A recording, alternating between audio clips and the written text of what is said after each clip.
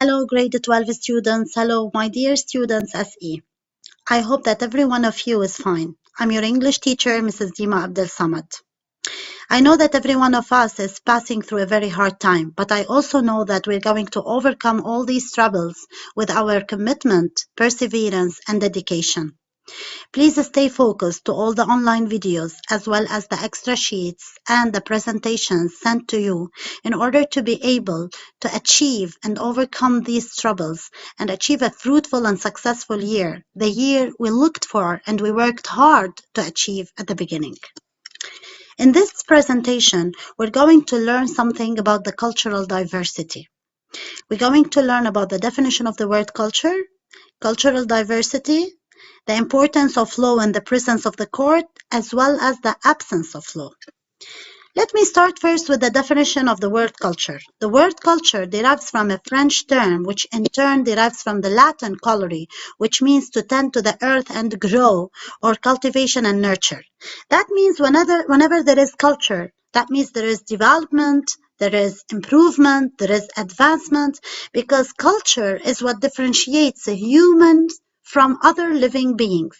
If I have culture, that means I have cultivation, that means I have rational thinking, that means I have a law and I have justice.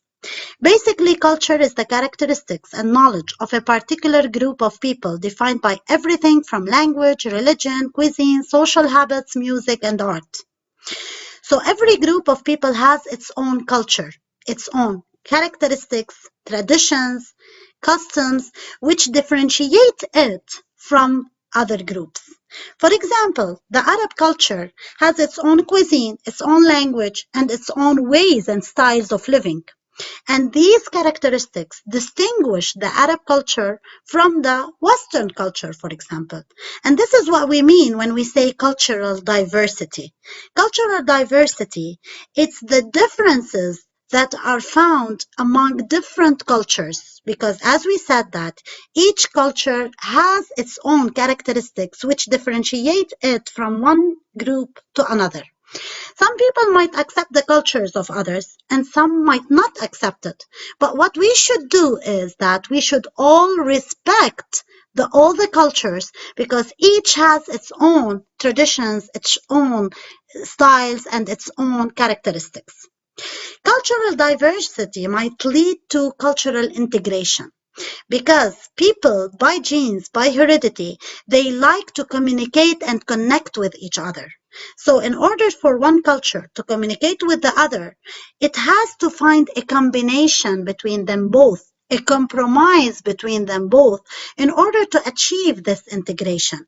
I cannot communicate with the other culture unless I find a compromise between me and the other people in the other cultures. So, cultural diversity leading to integration by finding a compromise that can connect these two cultures together. And in most cases, there should be some educators and trainers that can put the compromise between these two cultures and that can lead people to communicate and connect together. Cultural competency in social work education underpinning social justice and social harmony. Because as we said at the beginning, if there is culture, then there must be justice and there must be law. And that's why people from different cultures, they accept each other and they accept living with each other, because there is justice, there is law that prevent people from doing bad acts or bad deeds. From this, I can move to the importance of the court and to the importance of justice. If there is a law, as we said, then people will avoid doing mistakes and will avoid doing bad deeds such as crimes and stealings, because they know that if they do this, then they are going to be punished. So the law is put for the sake of the people, to let them stay safe. And the presence of the law can protect the people, since there will be punishment for anyone who disobeys the law. As we said before, that if there is no law, there will be no limitations, no restrictions, as well as no punishments.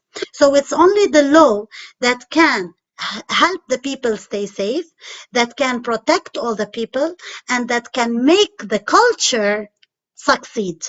because through the law, we can always be living in a safe environment and we can always be having good communication and connection with other people because we know that there is something which protects us, which is the law. On the other hand, the absence of the law can be replaced by the law of jungle because the people will do whatever they want without any restrictions, without any punishments. And this, as I said, what differentiates people from other living beings. If there is a law, that means we're living in the right track.